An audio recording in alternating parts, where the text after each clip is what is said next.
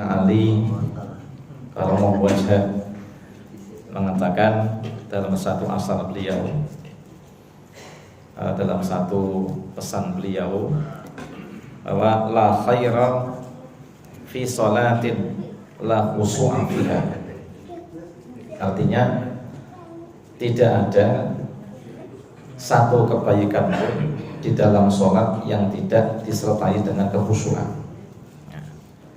Jadi tidak ada kebaikan di dalam sholat yang tidak disertai dengan kekhusyuan. Jadi sholat itu tidak akan ada baiknya, tidak akan ada nilai keutamaan dan kemuliaannya, kata Sayyidina Ali, bila tidak dikerjakan dengan khusyuk. Kira-kira dia sholat khusyuk modern ini memang ditingkatkan. Apalagi kita sudah masuk bulan mendekati 27 Rajab sebagai hari di mana hari itu turunnya wahyu sholat. Nah, yang kedua, wala khaira fi shaumin lam tina'a fihi anil lahwi. Dan tidak ada kebaikan dari puasa yang dalam puasa itu tidak terhindar daripadanya, yaitu al-lahwi, yaitu apa namanya, sendakuro dan hal-hal yang tidak berguna. Jadi poso itu mboten-mboten namung kita punika tidak makan, tidak minum, tidak menuruti syahwat kemaluan kita, tapi juga harus menghindari perkara-perkara yang tidak manfaat dan tidak berguna. Apa contohnya ini? Ya kedobo sedino-dino. Nanti besok kalau sudah puasa ya kantornya diperayake, kantor jagongannya disuduh untuk menghindari al-kedobosu. Ini harus hati-hati. Jadi tidak cuma hal itu, ya kita hindarkan permainan-permainan yang juga mengandung hal yang buruk. Contohnya apa? Sekak, domino. Nah, sekak itu apa? Sekak itu haram atau halal? Haram. Kenapa? Karena sekak itu raja jadi bunuh, menteri dibunuh, raja dibunuh, jadi haramnya itu. Nah, makanya hati-hati, jangan kita kemudian poso itu sakar-karuan. Nah, berikutnya, la khaira fi qira'atin la tadabbura fiha. Nih, di tahun kemarin itu. Tidak ada kebaikan dalam qiraat, dalam tilawah yang tidak disertai dengan tadabbur. Maka jangan bangga kita cuma ngejar target one day, one juice. Oh, semangat one day, one juice. Saya tidak melemahkan, tidak. Saya tidak menghalangi, tidak. Saya menghasung, mengajak untuk meningkatkan diri. Tak cukup kita hanya one day, one juice, tapi kita harus one day. Itu ya paling tidak ya membaca terjemahan dan memahami makna-maknanya. Jadi namanya qiraatul Quran toh tidak cukup. Tapi harus adanya tadabbur bima'ani, harus mentadaburi maknanya. Ojo nganti dibedhek ustate, ditanya tentang makna ayat-ayat ini nggak pernah tahu terjemahannya apa. Padahal ora tenang padahal. Kenapa?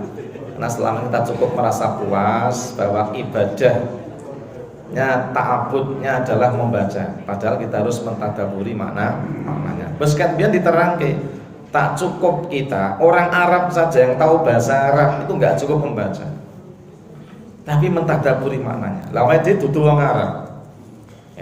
Kita ini orang Jawa, semua orang berbahasa Arab, tak paham bahasa Arab, ya kudu luweh mempeng gone si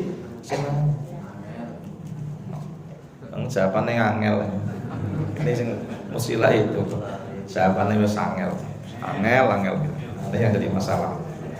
Nah, berikutnya wala khaira fi ilmin la wara'a fihi. Tidak ada kebaikan dalam ilmu yang apa namanya tidak membuat seorang menjadi wirai. Mungkin duwe ilmu kudu saya duwe pekewuh marang perkara-perkara sing ora patut. Ora patut kiai kok dolanan kertu itu ora patut sama sekali. Ustaz kok dolanane kertu itu ora patut. harus wirai. Ustaz kok main sekak itu ora patut. Nah itu menyia-nyiakan utamakan. Tenang wirai. Kalau tidak bisa menghindar itu ya jangan mendekatinya. Namanya wirai. Jadi jeneng wong duwe ilmu itu kudu luwih wedi karo Gusti Allah. Kenapa? Dikatakan bahwasanya yang paling takut kepada Allah itu siapa? Ulama. Ya kan? Jadi yang innama yakhshallah min ibadihil ulama. Seorang yang paling takut sama ulama. Jangan sampai orang ilmunya bertambah, ya kan? Pengetahuannya bertambah, tidak bertambah namanya sifat malunya kepada Allah. Tidak bertambah pekewe karo Gusti Allah Subhanahu wa taala. Tidak bersih dari sifat-sifat yang tercela dan tidak terpuji. Kenapa? Yang jenenge kiai, guru, ngaji, ustadz itu disawang wong pirang-pirang. Sing wong umum itu orang dianggap dosa, nek ustadz iso dianggap dosa itu. Kenapa? Karena dia tahu ilmunya. Nah, jangan sampai seorang itu sudah punya ilmu yang lebih namun tidak punya kewiraian. Ini. Kemudian berikutnya, wala khaira fi malin la sahawata fihi. Tidak ada kebaikan pada benda, harta benda yang mana pemiliknya tidak ada kedermawanannya. Bondo itu disebut bondo barokah, nek sing duwe bondo kuwi duwe sifat dermawan. Sapa duwe bondo akeh ning ora eneng dermawane berarti bondone dudu bondo sing barokah. Ada kebaikan. Jadi dudu bondo sing becik, dudu bondo sing barokah. Nek bondo dimiliki orang dadekne wong itu lomo, nek malah dadekne dia termasuk orang yang mintal budilin wal budilan. Nah, jadi sapa wae ndek bondo kok pelit, berarti bondone ora kebaikane. Nih, kemudian wala khaira fi ukhuwatin la hifdha fiha. Dan tidak ada kebaikan dalam persahabatan yang tidak saling dijaga. Kan banyak orang bersahabat ya. Namun diluk wis putus gara-gara tidak saling menjaga. Nah, utang orang nyaur ya. Oh, tekone itu nangis-nangis ketika ditagih dia marah-marah. Nah, ini namanya ya.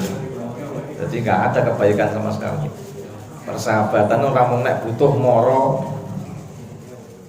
nanti butuhnya malah melayu.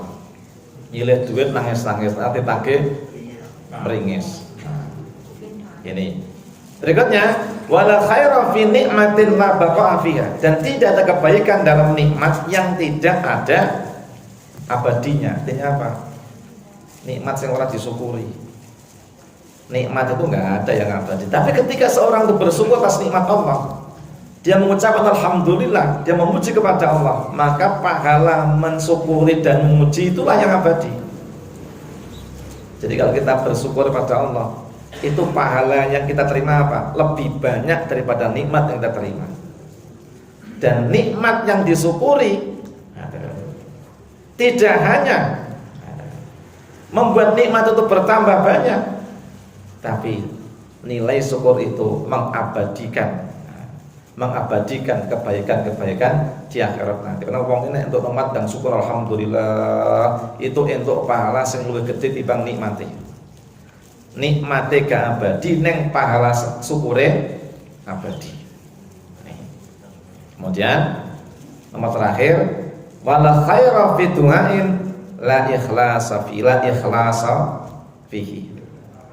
Tidak ada kebaikan dalam doa yang tidak tulus. Doa ini orang khusyuk, orang tulus, orang ikhlas, orang tenanan. Doa ini mung lamis toh. Itu muni nang atine ora temekan. Maka jadilah kita orang-orang yang senantiasa kalau berdoa itu dengan ikhlas, tulus, berharap kepada Allah semata. Tekakne atine. Aja donga karo dolanan. Inilah apa yang disampaikan Sayyidina Ali supaya kita perhatikan agar kita mendapat kebaikan daripada yang disebutkan tadi, dan mudah-mudahan kita menjadi orang-orang yang benar-benar beruntung.